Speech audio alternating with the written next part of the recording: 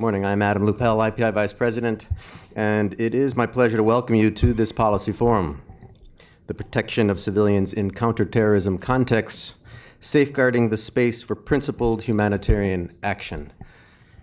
A discussion on the impact of counterterrorism measures on humanitarian action and, consequently, on the protection of civilians.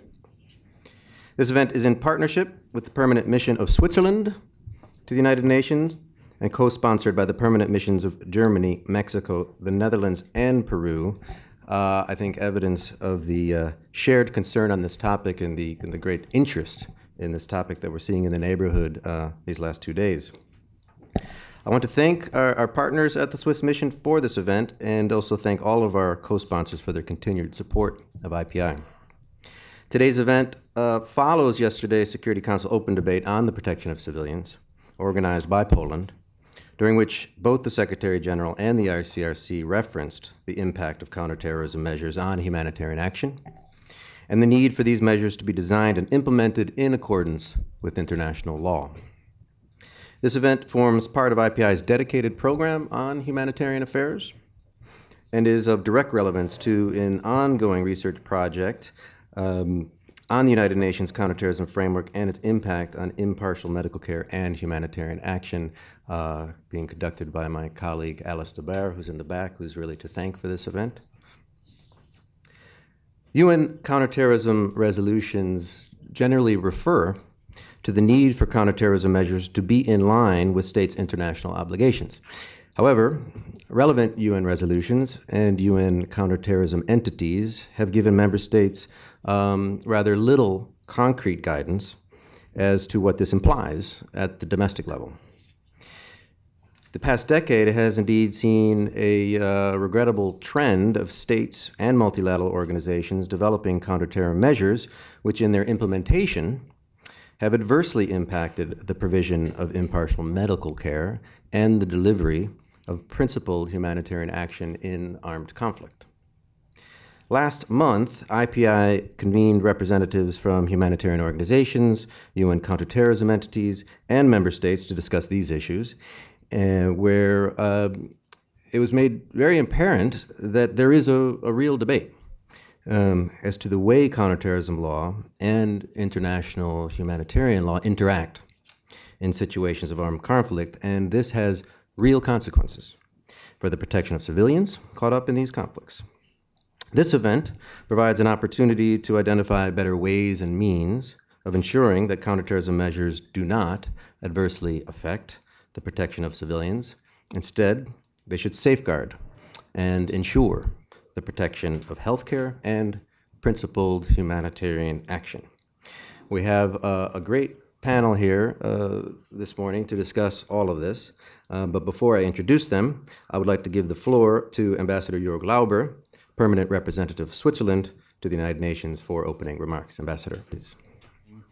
I'll be very brief because we don't have that much time, and we have excellent briefers from the panels who are much more interesting to listen to than myself. But just two points maybe.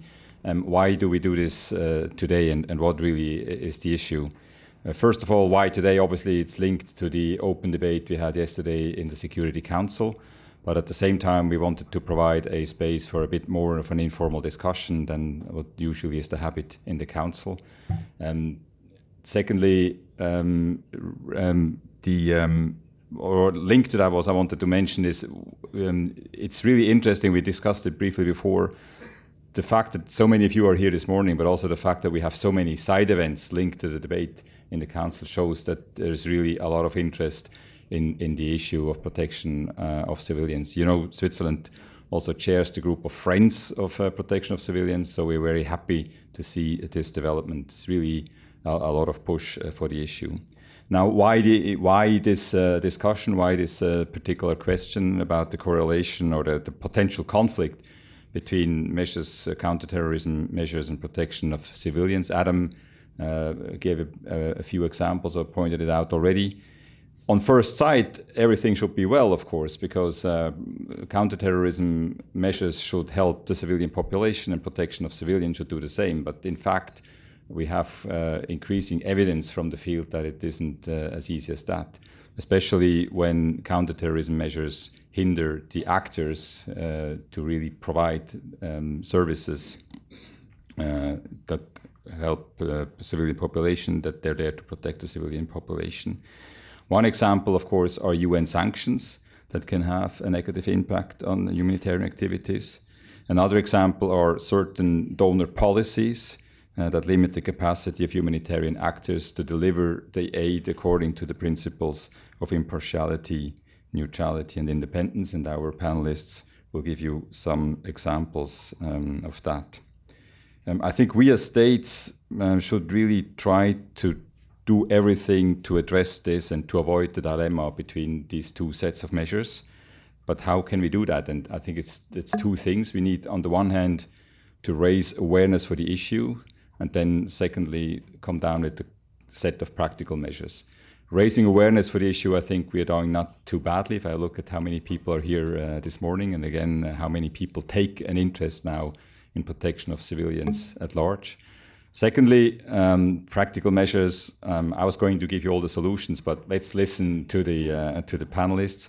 One measure I think we as states, especially those of us who are or will be on the Security Council, is look at the sanctions that are decided by the Council and make provisions that they don't interfere with humanitarian access, with measures for protection of civilians. So I'm very much looking forward to the discussions in the panel. Thank you very much again for being here this morning and for showing such keen interest on the issue. We will have opportunities and we will have to do follow-up. This is something that is still developing. And so I encourage you also to keep paying attention to the issue and really work towards practical measures that will address this dilemma. Thank you very much. We'll now turn to the panel. You have full biographies in programs, so I won't go into extensive introductions in the interest of time. We have Dr. Nas Moderzada, Director, Harvard Law School Program on International Law and Armed Conflict. Welcome back to IPI.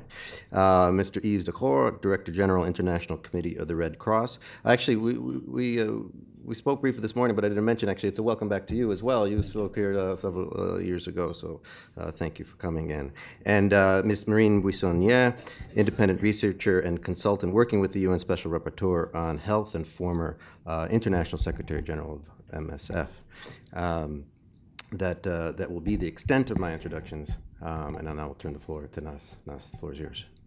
Thank you very much, Adam. Good morning to all of you. I'm grateful to Switzerland, Mexico, Germany, Peru, the Netherlands, and of course to IPI for convening this event and to the organizers for inviting me. In very brief opening remarks, I hope what I can do is set out some of the primary concerns that we might have regarding principled humanitarian action in counterterrorism context at a relatively general level, anticipating hopefully the dialogue and discussion that Ambassador Labber just referred to.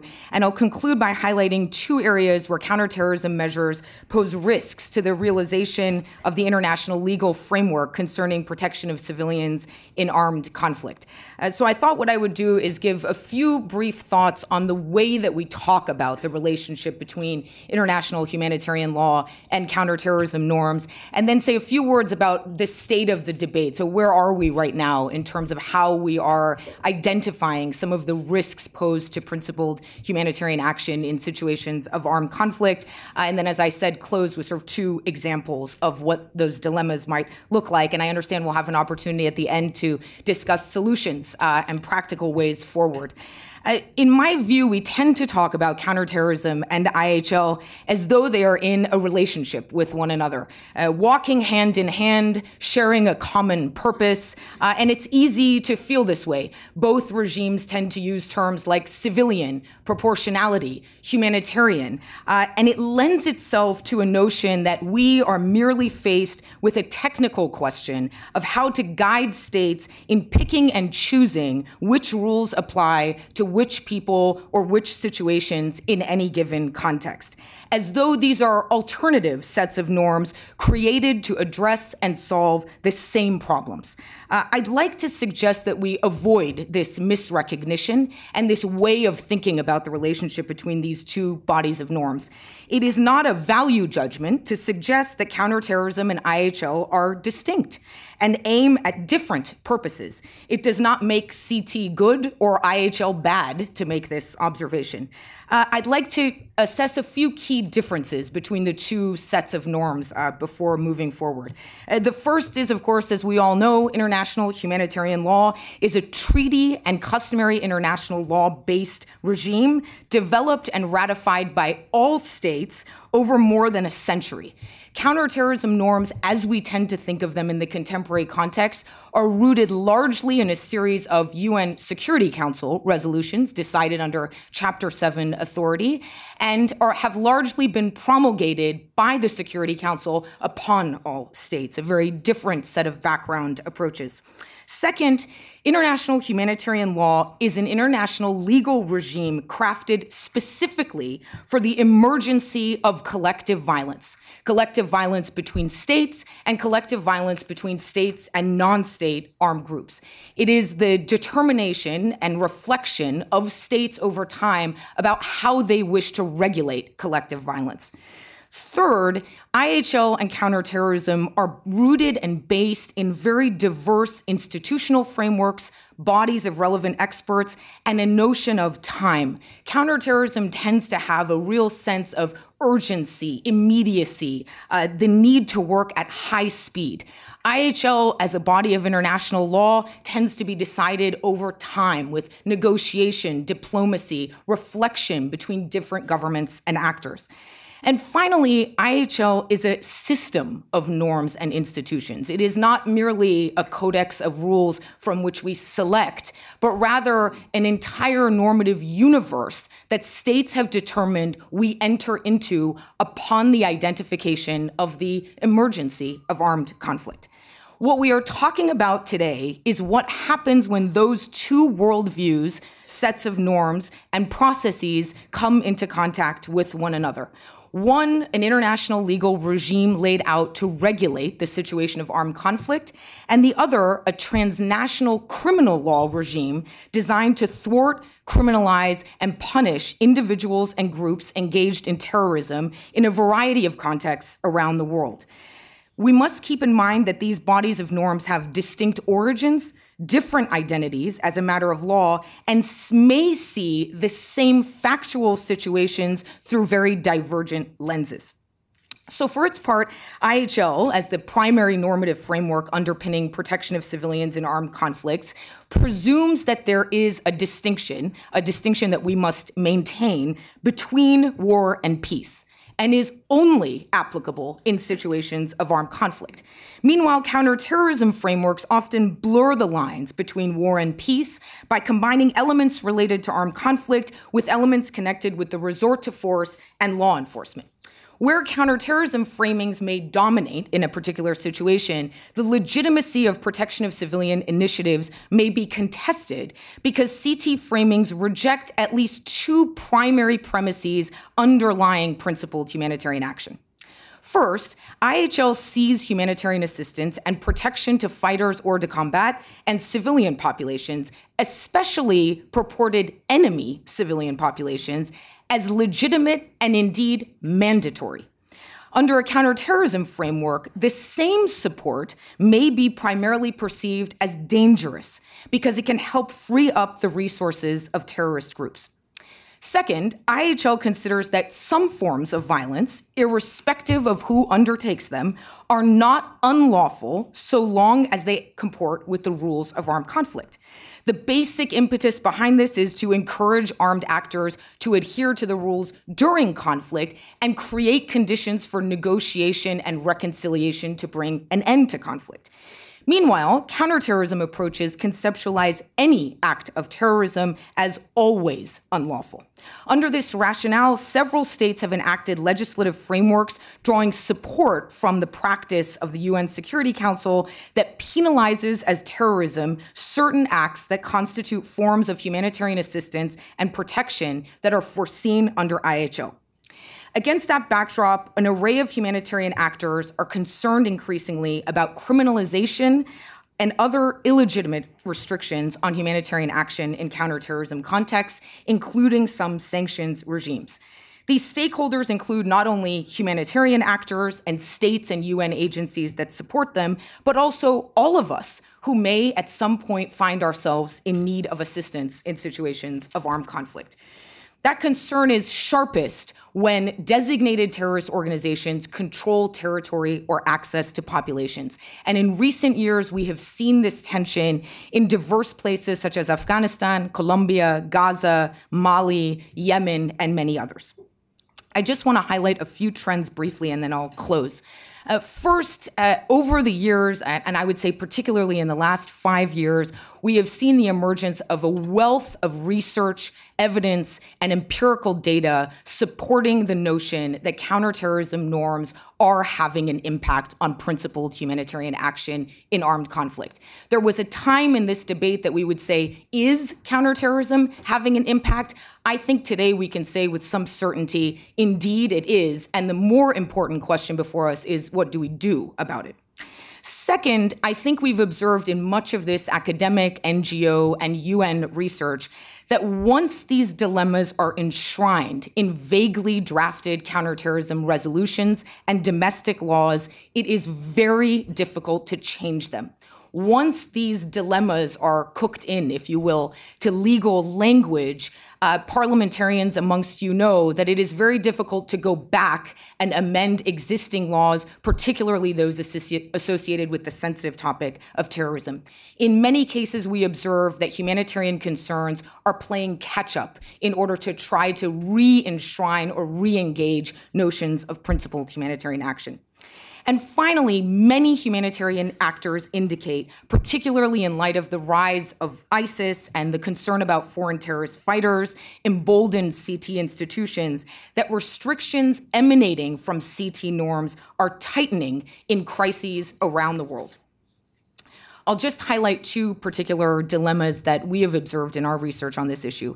First, that overly broad notions of what constitutes unlawful support to terrorists, including protection of civilians' activities and humanitarian assistance foreseen in IHL, may create the conditions for a problematic interference with principled humanitarian relief efforts and may create tensions for states as to their competing obligations under Security Council resolutions and international humanitarian law.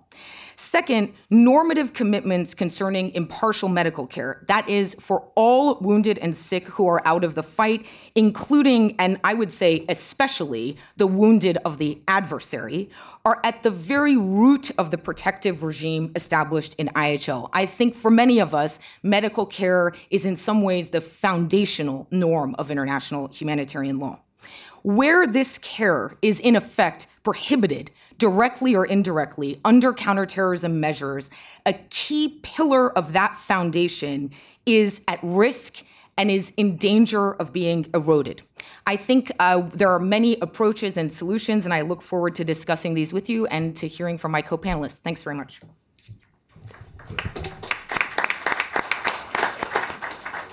Great, Naz. Incredibly precise framing of the issues. I really appreciate the remarks on the distinctions between IHL, CT, and the fact that these are two sets of norms that are seeing the same facts through different lenses. And it's not a question of whether or not this is having an impact. It's rather what do you do about it? Because the data shows that there is indeed an impact on humanitarian action. I will turn to Mr. Dacour. Yves, the floor is yours. Thank you, and thank you very much to all the co-sponsors, but also to IPI to organize that. I was very happy yesterday to be at the Security Council and to be able to brief the Security Council when it comes to protection of civilians. But I'm also very happy, Ambassador Lobe, as you mentioned, to be able to dig and explore some of the critical questions. And we do believe that CT question or counterterrorism questions and the impacts it has on humanitarian actions, especially humanitarian principle actions, is important to be able to explore. We think it needs to be discussed, it needs to be researched, and really, because we are convinced these questions is there with us or here with us over the next coming years. There is no discussion about that.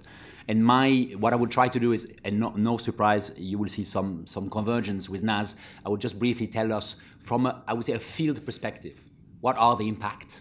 And then B, I will try to look at a bit, are they way forward? And can we try to look at what can we do together? The first one, no, I should start with that, maybe just to put it on the table, is, of course, terrorism is contrary to international humanitarian law, core objective and purpose. That's clear. Let's put it here. And let's also put it here that very clearly when I look at states, they do have the legitimacy and I think the necessity for them to look at the security of the citizen. So that makes a lot of sense, just to clarify. So I think there is absolutely legitimacy in the way they will approach that. I think for us, the question, though, is the fact that there has been a push to reinforce counterterrorism frameworks and rules and practice over the last few years. It has, and you said very clearly, it had a clear impact on international humanitarian actions, and especially principled humanitarian actions. And here, if I look at some of the issues in Afghanistan, in Mali, in Syria, in Yemen, and in Somalia, I mean, very clearly we see 4 issues coming up. The first one is, no surprise, is the famous criminalization of humanitarian actions.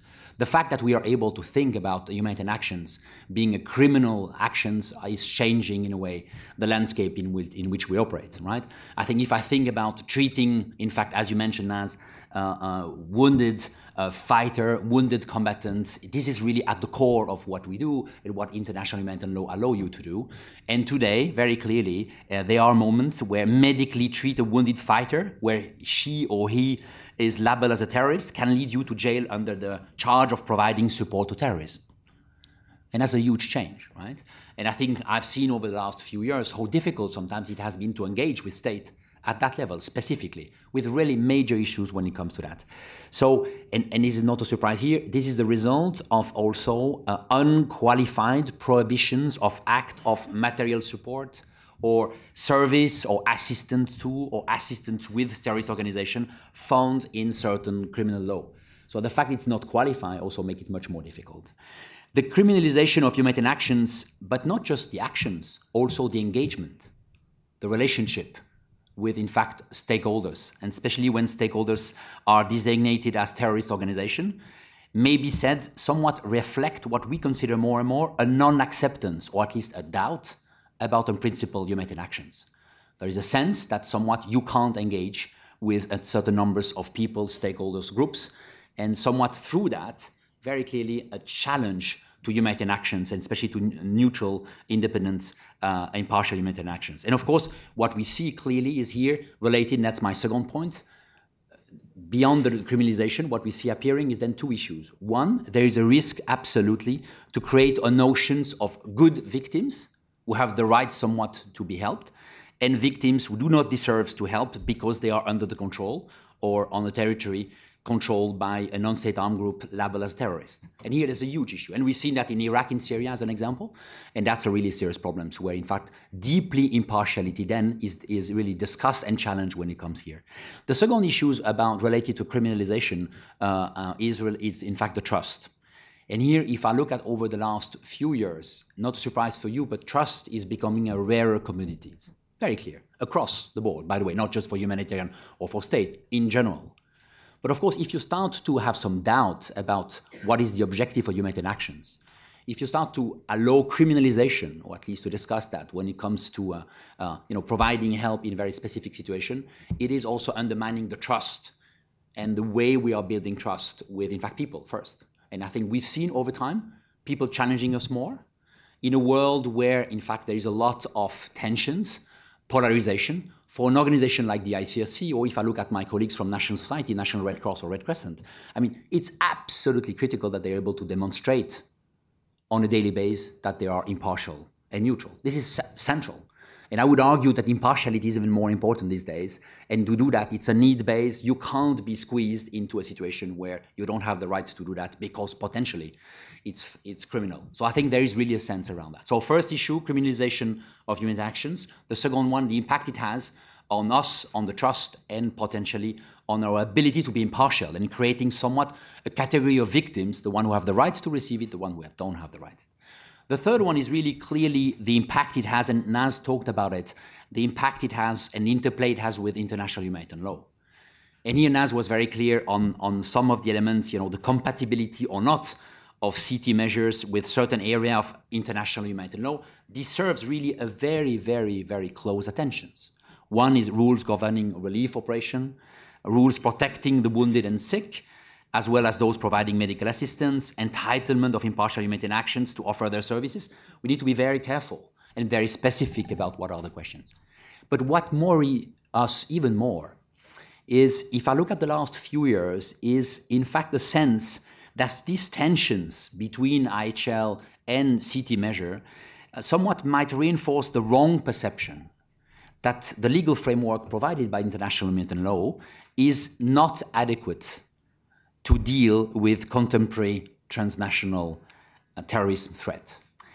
And not only this is a wrong perception, but of course, as such, this perception might actually put at risk the very delicate balance between military and humanitarian imperative, which is crystallized in the IHL. What I find so interesting about the IHL is because IHL recognizes that there is this dilemma and it needs to be balanced. And if we start to challenge that, that is a huge challenge, not only for international humanitarian law, but for all humanitarian actions. The fourth point, and my last one, before talking about the way forward, is what I will call the, I don't know if I formulated well, but it's what I would say the dilemma of risk tolerance. It's a risk tolerance dilemma. Let's formulate it like that. Most of the state here, and most of the state who are supporting my own organization, ICRC, share our visions, which is right now, we have to focus as a collective on protracted crisis, on protracted conflict. These are conflicts which are lasting. This is a conflict where civilians are suffering, and we need to be able to do that. States understand that. Since the World Humanitarian Summit, that was one outcome of this summit, was really, yes, this is one of the focus, collective focus. At the same time, what I see more and more is mechanisms of accountability which are developed, which are more and more pushing, in fact, to a zero tolerance risk. So on one hand, I see state supporting ICRC and humanitarian action, saying, yes, it's good that you intervene, you have to intervene, we support you to intervene in this environment. But I see also more and more risk management, going and pushing for a zero tolerance risk. And this dilemma is, of course, dramatically increased by CT measure. Absolutely clear, right? If I look at the CT funding conditions in donor agreement, and we see that everywhere, they've absolutely increased what I will call the so-called zero risk tolerance.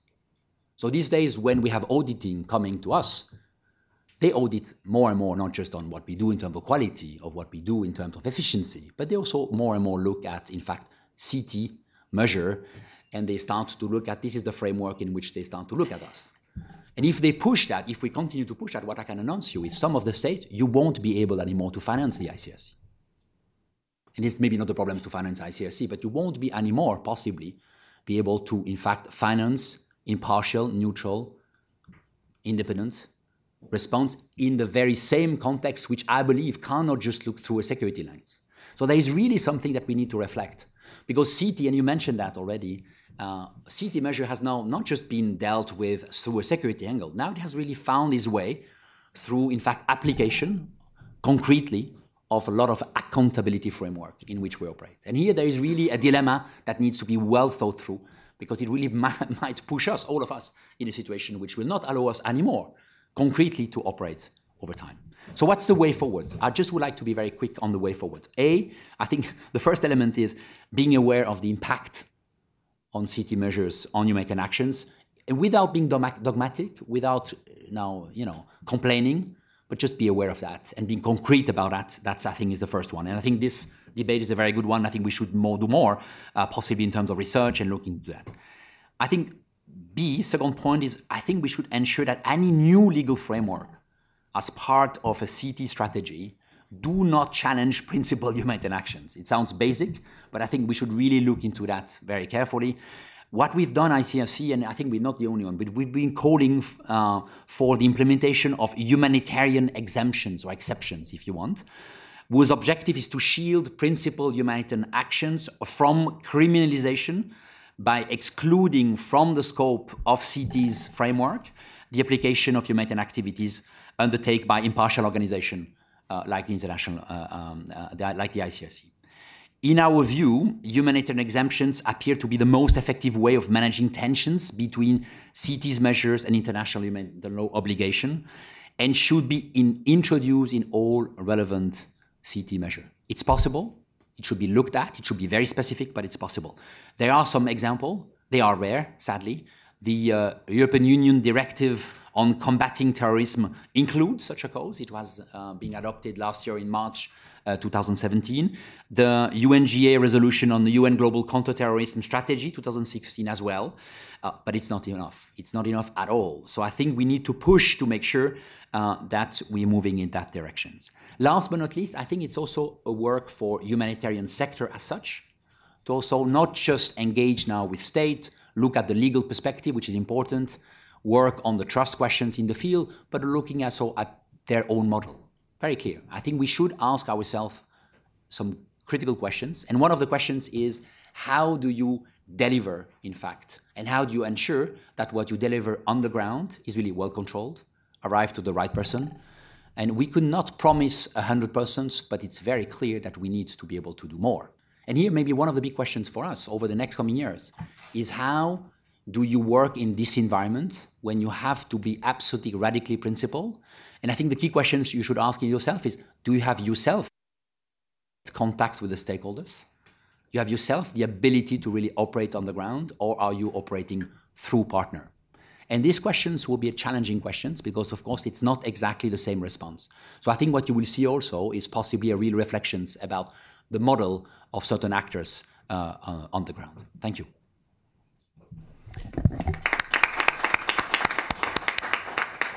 Great, a tremendous amount of material on the table already. Thank you so much for that field perspective and also for the looking to the way forward. And of course, this event is all about making raising awareness. So I see that as an important way forward. You know, last week we had an event here with MSF, and John Ging from that seat right there, kept saying we're losing our humanity. And I think as you raise the risk of undermining impartiality, if we are indeed creating a notion of good and bad victims, of people that are actually not worthy of help, that really undermines the sense of humanity in the whole system. And so I think it's really important, and thank you for pointing the way forward.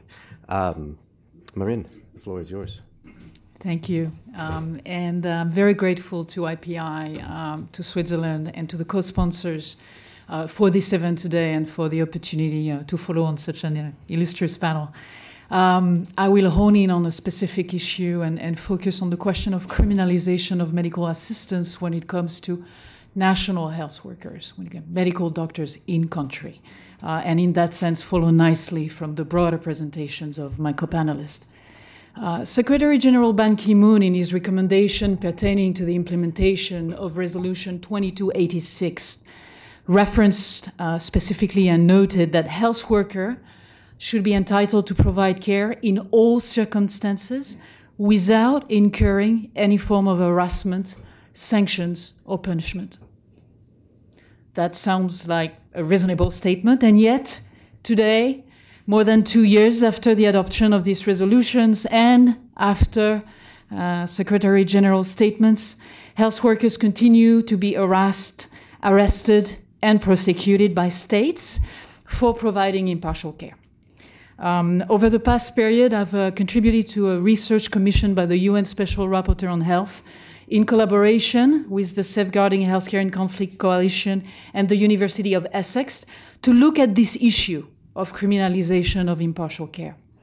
And the research looked specifically at domestic legal framework in 16 countries, representing varied contexts, conflicts, post-conflict, civil unrest, parties to the conflicts, and various regions of the world, and explored whether counter-terror laws in those countries might have been applied to prosecute the provision of impartial health care.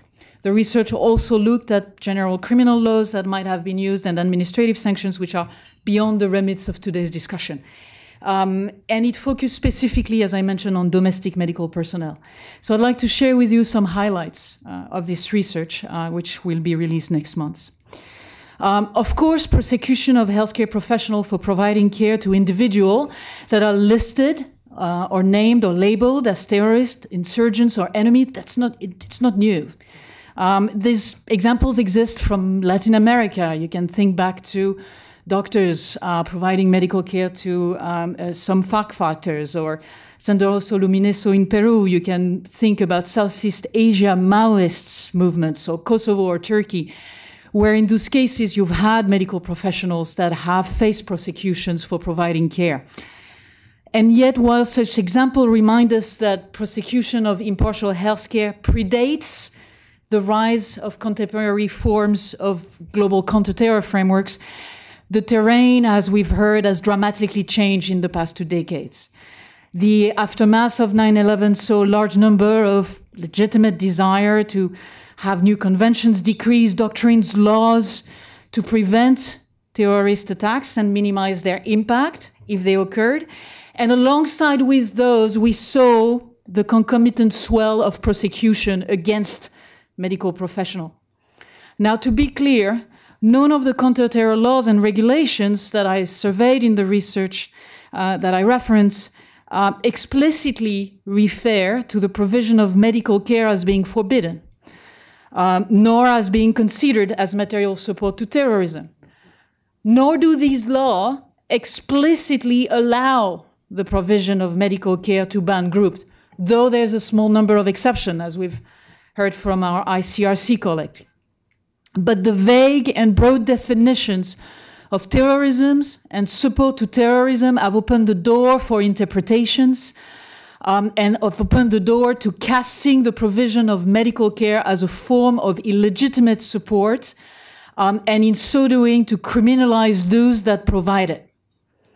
So what is new is not the criminalization of healthcare per se, but how counterterrorism framework, in a sense, appear to have strengthened the basis, moral and legal, to justify harassment, arrest, and prosecutions. And let me give you a few examples. Cases in at least 10 of the countries I surveyed appear to suggest that authorities interpret support to terrorism to include the provision of healthcare. Iraq, it's been mentioned in passing earlier. Since the battle against ISIS largely came to an end, Iraq forces have been screening, charging, and convicting thousands of people for their ties to ISIS. And the 2005 Iraqi law on combating terrorism allowed judges to bring charges against a wide range of suspects, including doctors who continued working in hospitals under ISIS-held territories. At the end of 2017, senior counter-terrorist judges in Mosul were reportedly considering terrorism charges against a doctor and a plastic surgeon who had continued providing medical care in Mosul under ISIS and had been tagged as saving the lives of ISIS workers. Pakistan. Some doctors have been arrested as a result of providing care to suspected terrorists. October 2015, for instance, the Counter-Terrorism Department raided the Zuabida Medical Center in Bahadurabad. It arrested 2 suspected militants, but it also arrested doctors, 3 of them. They were arrested on charges of treating militants from the outlawed Pakistani Taliban and for not informing authorities. Those 3 doctors were subsequently released, and it was only after they were found innocent that they did not know that the wounded they were treating were militants. Turkey. October 2016, Dr. Kuni was arrested, accused of providing medical treatment to a member of the Kurdish Workers' Party, Kurdistan's Workers' Party, listed as a terrorist organization by Turkey. Care he had provided during clashes that took place in the city of Cizre in 2015 and 2016. In 2017, a court sentenced Dr. Kuni to 4 years and 2 months in prison, charged under Article 227 of the Turkish Penal Code pertaining to aiding and abetting a terrorist organization. Australia. Among the offences under Australian anti-terrorism law, including Section 102.7 of the Criminal Code, which prohibits a person from knowingly providing a terrorist organization support or resources that would enable it to engage in prohibited activities. According to report, an Australian medic is currently facing charges under this section for making himself available to banned organizations and undertaking guard duties, but also providing medical services. So many examples of situations in which counter-terror laws and how they're interpreted end up being used as part of prosecutions of medical workers and medical providers. Now, of course, Arguably, not all is bleak, and we've heard that there are exceptions and that there are good practices. A handful of countries have taken steps to implement international obligations in their domestic legal framework or carve out exceptions to the prohibition of providing material support, as was mentioned by my co-panelist. Colombia, a great example, where the Ministry of Health and Social Protection adopting in 2012 a medical service manual which sets out the rights of healthcare personnel, including the right not to be sanctioned or prosecuted for the exercise of medical activities, and not to be forced to act contrary to the principles of medical ethics. New Zealand stand out as its counter-terror laws broadly exempt assistance to designated individuals and their dependent when it does no more than satisfy essential human needs. And we've heard about the European Commission's new directive on combating terrorism, which explicitly exclude humanitarian action, even though it does not necessarily expand to the situation of domestic health workers. So overall, exemptions exist. They remain too few and far between, but they're there, and they are one of the way forward. With the overall situation confronting us today, unsurprising in many ways in the face of current political and legal environment, it is difficult to remain optimistic. Today, around the world, the healthcare professionals find themselves cornered, caught between CT laws that can criminalize their duties to impartially treat all, and IHL ethics and IHRL. And when ethics and IHL are not prioritized by those seeking and those providing, both those seeking and those providing medical care, inevitably become criminalized, as per some of the examples I've stated, perpetuating a chilling effect on the provision of impartial care, chilling effect that is detrimental not only to those banned or to those listed as terrorists, but detrimental at the end of the day to us all. Thank you.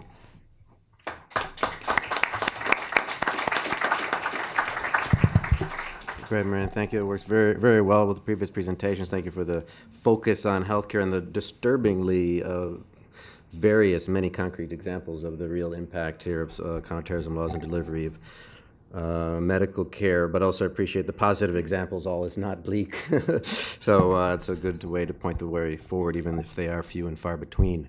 We will now hear from the floor remarks from our co-sponsors. I'll first turn the floor over to Ambassador Juan Jose Gomez Camacho, Permanent Representative of Mexico, please. Thank you so much, and thanks so much to the Swiss mission and Ambassador Lauber and IPI for putting this together. And thanks so much for your extremely educational presentation. So I will make 2 or 3 comments built basically out of what you said. This is striking what you explained. First, as often happens, or almost always happens in issues we deal with in the UN, global challenges, reality runs much faster than policy and law. And the challenge that we have is to catch up. Sometimes we can wait, sometimes it can take longer, sometimes it's really urgent, and clearly this is one of the urgent cases. So again, thank you so much for this. Second, we have always thought, Mexico, that since the let's call it war against terrorism or counterterrorism started, we always believed, and we still believe, that the only way these counterterrorism measures can be successful, if we can call it successful, is by being legitimate. And being legitimate requires full adherence to both human rights law and now in this case international humanitarian law, let alone due process of law, etc., etc. They have to be framed within the law. Otherwise, as effective as it may seem or may look, in reality is not being at all effective, and probably it can be counterproductive. So this is a very important principle for us. And in fact, since right after 9/11, in a very unpopular measure Mexico brought to the Human Rights Council, then Human Rights Commission, the first resolution on protecting human rights while countering terrorism. And it's precisely this spirit. And this resolution not only is alive, but it has strengthened and now is in the General Assembly, etc., etc. But second, there are, you mentioned a few examples of this, and I think a very important distinction is necessary here. One thing are those cases where there are clear, let me call them abuses of either international human rights law or humanitarian law by or embedded in certain legislation or counter-terrorism measures, abuses because the cases are really not in any gray area. They are black and white, and there is clearly an abuse. But there are the others that you also mentioned where there is a real gray area, where the two realities are overlapping, and where, this is a big challenge we have, principles are being confronted by tough realities. That are, I'm sorry that I say it like this, real realities, very real realities. So when the principles are being confronted in this way, real reflection is needed. I think that in addition to raise awareness, in addition to organize these extremely useful spaces for us to discuss, it is truly the time to bring it as a real political discussion within the organization. It can't stay only within the walls of the Security Council. Nothing against the Security Council, but this is really something that requires a broader debate, urgent debate. The answer clearly is very difficult. These two realities and principles confronting these enormous challenges, I don't see yet the answer. It's not that easy, but that's why we need to do this. Thank you so much. Really, congratulations for your presentation, and thanks again to Ambassador Lauber and others for organizing this. Thanks so much. Good morning. I would like also to thank Ambassador Lauber, Switzerland, and IPI for organizing this very important event. Also our briefers, the quality of their presentations, and I think that will bring us to a very lively discussion. In the case of Peru, there are two reasons for being here. One, Peru is chairing now the CTC, and now we consider at CTC that this is an extremely important issue. This relation between humanitarian law and counterterrorism is considered in our program of this year. We have already established one of our discussions for the second part of this year is precisely on these human rights and counterterrorism. So it's going to be a very interesting and important debate during the year. The other reason is that, as you know, Peru has suffered from terrorism in the past. So we know from own experience the difficulties of how to balance these issues. And we have, I think, several good experiences on that issue. And one of the experiences we can share is that we cannot simplify the issue. It's a very complex one. For example, including Shining Path. I don't know if you know what is Shining Path. The most kind qualification I can make of this group is a band of criminals. So, because they kill kids, disappear villages in Peru. So if we include this in a package, it could not be helpful for understanding these important issues we are discussing here. Particularly if we refer to the issue of doctors pursuing Peru because of supporting people related to Shining Path. This is not the case. Shining Path was an organization, a criminal organization, that they created separate organs of support in order to avoid justice in Peru. And some of these doctors were members of the direction of Shining Path. And we learned much more about this after decades. This was really a well-organized criminal organization in Peru that is responsible for approximately 90,000 deaths in the 20 years that Peru was affected because of this. So this is basically to tell you that this is an issue that is very complex and appears in different ways, in different contexts. And in order to be effective, as has been the Red Cross in Peru and our organization, we need to take in account these specificities. Thank you very much for inviting us and organizing this. Thank you so much, and thanks to the Swiss mission and IPI for organizing. And I'd also like to particularly thank the panelists for their inspirational food for thought at the beginning of this meeting. I was asked a specific question, so I'll focus on a very specific area, and that is how to reconcile the humanitarian action with due diligence requirements by banks and governments. I'd like to highlight three ways that we deal with those. First, it is about increasing awareness. And it's important that humanitarian NGOs understand the purpose behind measures that banks take. And NGOs should provide their banks with useful insights in their operations and due diligence processes. And vice versa. Banks, regulators, and governments should recognize the burden of compliance that NGOs, and particularly small NGOs, face. We feel that raising awareness is a very important first step. And for that reason, for example, in the Netherlands, the Ministry of Finance and the NGO Human Security Collective have organized a stakeholder meeting on the topic to enhance mutual understanding between the relevant actors.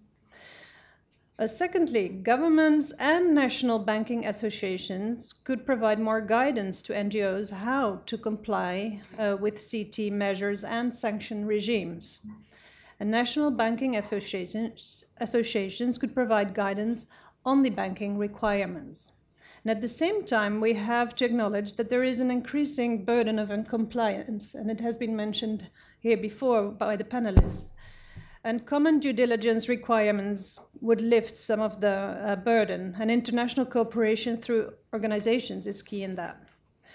Organizations like the Financial Action Task Force, the FATF, and the Global Counterterrorism Forum, the GCTF, play an important role in minimizing the negative effects of CT measures on NGOs. Finally, we could look at payment alternatives. And it would be very helpful if public and private actors are able to create a secure and fixed payment channel for high-risk payment. A channel that is subject to a single strong set of due diligence rules. As such a channel would act as a focal point for NGOs and reduce the risk for other banks. In conclusion, I'd like to say that whatever we come up with, we should take into account the following three elements. Firstly, although some solution may be governmental, most solutions will require trilateral cooperation between governments, banks, and NGOs.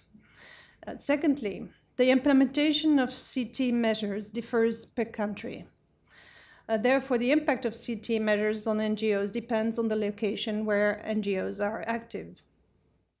One size doesn't fit all, and we have to be creative in combining partial solutions. And thirdly, this may be like kicking in an open door, but we have to balance genuine interests to ensure our individual and collective security with the genuine interest to give humanitarian assistance to those who need it the most on the basis of the humanitarian principles. And events like these help us in jointly finding our way in this balancing act. Thank you very much. Excellencies, ladies and gentlemen, thank you very much for giving me the opportunity to talk about the specific question: how do we ensure that counterterrorism measures, including sanctions, do not adversely impact the delivery of humanitarian activities? And I'm particularly grateful to IPI that you took this subject up. We had it last year when we chaired the Humanitarian Liaison Working Group. on our agenda, and we had the opportunity to listen to Dr. Modise today and some people from the Red Cross. And exactly this subject was discussed, and we found that it's a very difficult area where also it's not black and white. It's on the one side, the counterterrorism actors, we had some, they want to have a watertight system, counterterrorism measures. And on the other side, the humanitarians who want to guarantee their principle of impartiality. They don't discriminate, or they don't differentiate between good victims and bad victims. To illustrate, maybe I give a few examples. There are direct impacts. If restrictions, for example, on dual-use goods impede humanitarian activities. A typical example would be that a simple water pump cannot be exported to a crisis region due to the restrictions. The same applies to restrictions on financial transactions.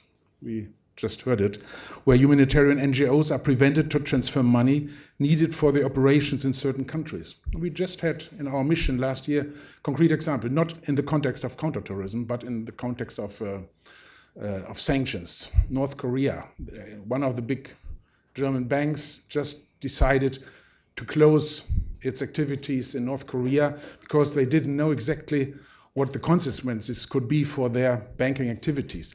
And suddenly NGOs wrote to us in the mission, what do we do? How can we transfer money to NGOs in North Korea? Secondly, indirect impacts due to the so-called de-risking. Banks are transport, and transport companies, it's the same with banks, refrain to offer their services to humanitarian NGOs as they consider the compliance risks too high or too costly. De-risking also affects humanitarian NGOs that decide to refrain themselves from projects in difficult areas due to the insecurity that comes along with the compliance with restrictive measures. The result might be less humanitarian actors. What to do? Do we have solutions? We already analyzed a few. To counter these unintended impacts, we need exemptions and derogations for humanitarian purposes. They are important elements. With a humanitarian exemption, prohibitions imposed by sanctions do not apply to funds or economic resources used to provide humanitarian relief. An exemption has the advantage for organizations that they can perform humanitarian activities covered by the exemption without prior approval of an authority. This allows for swift responses to humanitarian needs on the ground. However, organizations bear the risk of misinterpreting the exemptions and thus violating the sanctions regime with all the legal consequences involved. We heard a few examples. Therefore, humanitarian organizations might need to make extensive compliance efforts that require additional personnel expertise and time. Another example is humanitarian derogations allow authorities to authorize the release of frozen funds or economic resources for humanitarian purposes. A derogation typically requires an application by the humanitarian organization, supported by documents, which makes derogations more bureaucratic and potentially lengthy.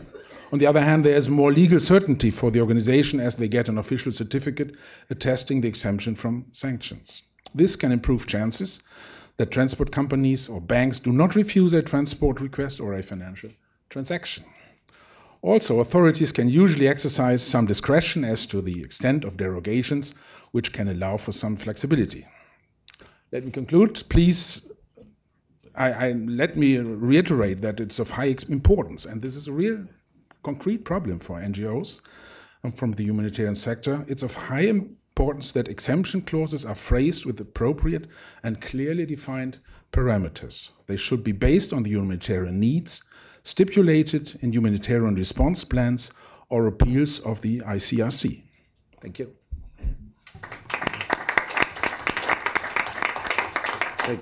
Thank you very much for those helpful remarks. We have time for one brief round of Q&A before we come back to the panel for concluding remarks. And I just want to welcome Philippe Spouri to the panel, who's taking over for Yves Dacour, the UN permanent observer of the ICRC.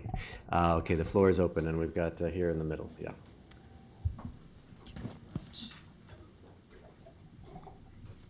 Please introduce yourself for the webcast, please.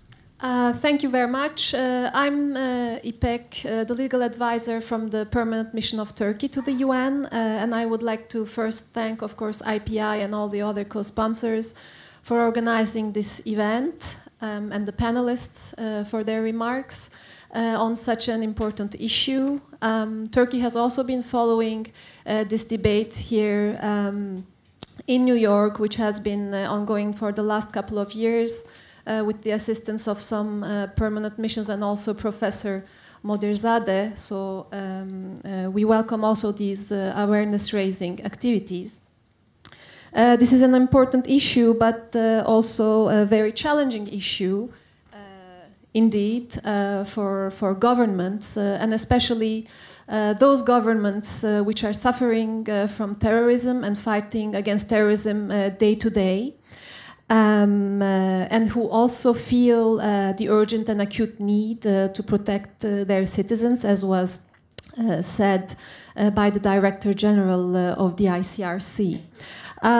So Turkey, for instance, which has hosted the World Humanitarian Summit, has been paying much attention to this issue in the counterterrorism operations it had conducted lately, in terms of not harming civilians, not harming civilian infrastructure, and in the operations that were beat against Daesh or the PKK, which is listed as a terrorist organization not only by Turkey but many other states and organizations, including the EU. So once again, I would like to thank the coordinators for this event, and we look forward to further discussion and awareness raising on this. Thank you very much. Okay, thank you. Time is short, so we really need to focus on just a few questions. And yes, sir, here. Yes, thank you so much for organizing this very important seminar. I'm Dick Lomén, Head of Policy of the Swedish Red Cross. And my question is actually to Marine and the panel on the very local actors. We know that the most humanitarian activities are actually carried out by local actors who do not necessarily identify themselves as humanitarian organizations or humanitarian actors. Where are they in this discussion today? That's my question. Excellent, thank you. We could take one or two more questions for the floor. Nobody? I know there's a lot of experience in this room. This is your last chance. This is the only round. Okay. Oh, yes, here, one more. Thank you very much. I'm Victoria Ortega. I'm from the Spanish mission here. I have a very precise question on impartial medical care. I was said, that ICRC, for example, has defined what impartial medical care means, but since you have given very good recommendations for experts, CT experts to update CT resolutions and legislations, I was wondering if it couldn't be good to have clarity on that concept from a legal point of view, so that those areas that some ambassadors have raised, so those gray areas are covered and answered. Thank you very much. Great, thank you so much. We'll return to the panel now for responses and final remarks. Philip, we'll start with you if you want to make any comments or responses. Well, I can try on 2 points. For Dick Lomén, definitely, you know it as well as me that certainly we tried and very heavily engaged in all our projects around healthcare in danger and around these issues to also have the national societies very aware and come into this discussion as a community of concern. But I'm sure that there'll be more examples, I guess, from MSF also in seeing how other local organizations are involved, because they are, of course, key, because it is not the internationals that are providing most of the care or the impartial aid, but it is the local actors and the local rescue workers. Now, to the question of Spain, on defining more precisely the impartial aid, I think I believe, and we'll have maybe more precision also from from the side of MSS on this. I believe that actually the substance of what impartial organizations and what it means is there. I mean, it goes to the very, very foundational parts. I mean, every rescue worker of a national society or a Red Cross worker, Red Crescent worker will know what it means exactly in his own or her rule of engagement, of meaning when there's a wounded lying there, you are not instructed to look at who this person is, but to help according to the purely medical needs. And I think these things are well spelled out in what it means, because this has long practice. So I think one can probably spell it out more, but I think that all these norms and the practice around this exist, and probably helpful to write them up, but I think it's all there. Great, thank you so much. Marine, we'll turn to you, and then Naz will have the final word. Thank you. 3 points. Dick, to your questions, I mean, as you've just stated, local actors are often the one actually at the front lines, often more than the international NGOs themselves. I think that also includes, in my mind, the medical associations, the professional associations that find themselves most often in the crosshair of justice locally. I think we're yet to see international medical providers finding themselves in similar situation domestically, right? So I think they are front-end centers. I think they are the one directly concerned, and they're most often the ones that are not covered by the exemptions that may exist. So I think a lot to be thought through and researched in that area, and pushed forward in terms of possible ways of protecting the provision of impartial medical assistance by local providers in the next period. Second point, gray zones. Yes, I think they are our collective struggles. If all cases were clear cuts, I don't think we would have those debates and those discussions. I think most of the cases, or a lot of the cases, are arguably on a spectrum, and they challenge us because at times medical providers can also be political actors, because at times when prosecutions are brought against medical providers, it is not only for the impartial provision of medical care, but also for other elements. So those are complex dilemma, complex issues, and that's going to be my final points. Those are issues where the leaderships of states, the leaderships of individuals to ensure that impartial medical care is shielded, that impartial medical care is protected from prosecution, has been done in a number of countries that have shown the way, is absolutely essential going forward. Thank you. Thank you so much. Naz, the floor is yours. Thank you very much to everyone. I have the difficult task of trying to sum up a rich and complex conversation. So I'll just try very briefly to touch on a few points, and my apologies in advance. I won't name everyone who contributed specific points.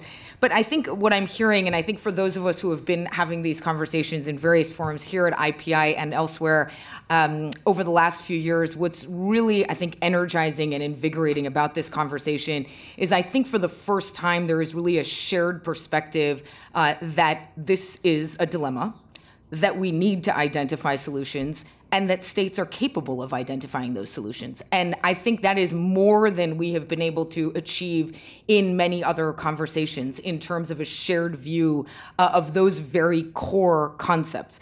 So in light of that, I think a few elements that connect to those points. One is that the idea of exemptions merits a much closer attention, and that exemptions are possible. I think there was a time when this was thought politically impractical or so sensitive that it was not worth having a conversation about. What I'm hearing here today is that it is indeed perhaps one of the better solutions to this dilemma, and that we have good examples that we can build upon. And I think, as we heard, a very strong message from Yves, every CT measure from this point forward should incorporate an acknowledgement, reaffirmation, and indeed, where appropriate, a very particular exemption related to principled humanitarian access where relevant. Second, I heard a call for ongoing dialogue, and any of those of you who engage in these conversations across topics know dialogue is the easiest thing to call for, because who doesn't want more dialogue? I think what's affirming about the call to dialogue I heard today is I heard that it should be specific, I heard that it should have goals, and I heard that it should set an agenda for moving forward on this issue. And I think that's the kind of dialogue that we all see as being beneficial in this arena. Third, I think a very important point about the need to involve private actors in these conversations. Banks and other financial entities are crucial to this discussion and should not be left out.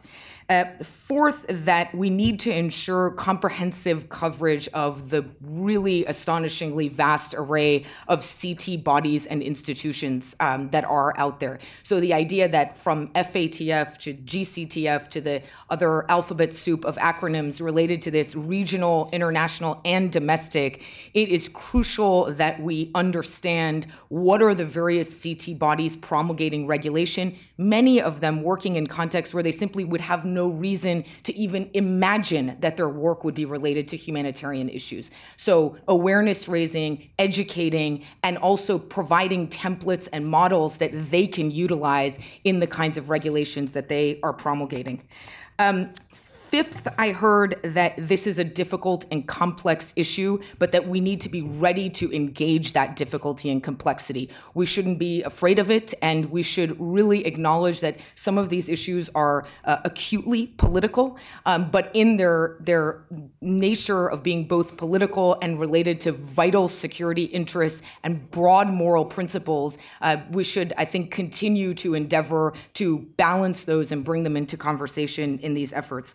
And finally, I think I heard particularly from our colleagues from member states that ultimately, IHL, protection of medical care in armed conflict, principled humanitarian assistance, and indeed counterterrorism in this context are choices that states make in relation with one another, decisions about the kinds of norms that we want to promulgate at the international level that represent our best selves, that represent the vision of ethics, morality, and law that we want to see applied even in the most extreme security challenges. And I think in that sense, what we've heard today is a real call for states to continue to engage on this and to identify solutions that will balance and represent the variety of those interests in international law and CT norms moving forward. Thanks again to IPI for this. Great, thank you so much. I will not add anything to that, only to say thank you all for coming. Program note, this is the first of 2 side events on POC this week. Tomorrow we'll have one focusing on peacekeeping, the primacy of politics, and POC and UN peacekeeping operations. Stay tuned for that. Thank you all for coming, and please come back.